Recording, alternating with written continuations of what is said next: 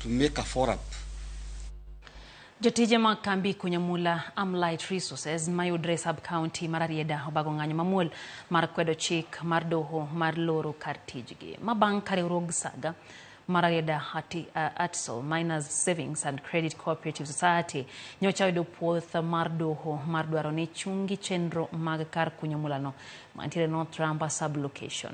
Kana oloso gi jofwambe kar tijgi molorno, jotijego kutane kod Eunice Oluoch Onyango giwacho ni gidwaro mondo mi owitoko chik mar doho mawacho ni kar tijgi ok opuodhi kendo keto ngimagi kamarach ni mano ok en wach madier. Jotijego oyango ni kambi no osekonyogi kod miyo gi tije koro gikwayo sirikal mondo odonjre wachno mondo mi oyawnegi kar tijgi kabura no ibiro winj tarik 22 dwe mar Ang'wen gane mondo mi ogol ne ng'eto. Wachoni Light is polluting the environment. Wan gimiluongo kata ni rego kidi kata wang'o akia ni mali ok watim. Kata mercury ne mapok wanene iye ka. Through nyaka ne investors gi bikae pok wabedo gi kwe. Nikech wayudo ni en gongu wich koni gi koni kendo wan kaka workers ok wasebedo achiel. Nikech yudo ni ka ng'ato serne itie kambi mar Light to ng'ato tie kambi mar Eagle Mining.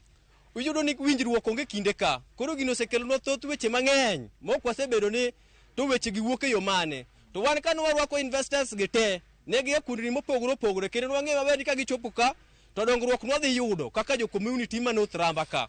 Wadwa ni jokauti, jogi be wadwa nuti. To jomoko bende ka nyalo biro to gibi gi te mondo wadhi uru wati mondo ji oter community mbele.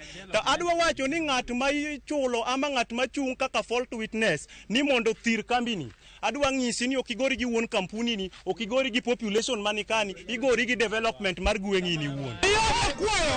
Chief ni mondo wadwa miyo gi 24 hours mondo gibika gi confirm gik miwacho ni timregi mondo giwuog oko. Jumachiel bang' jaod bura Mauriri Mark Nyami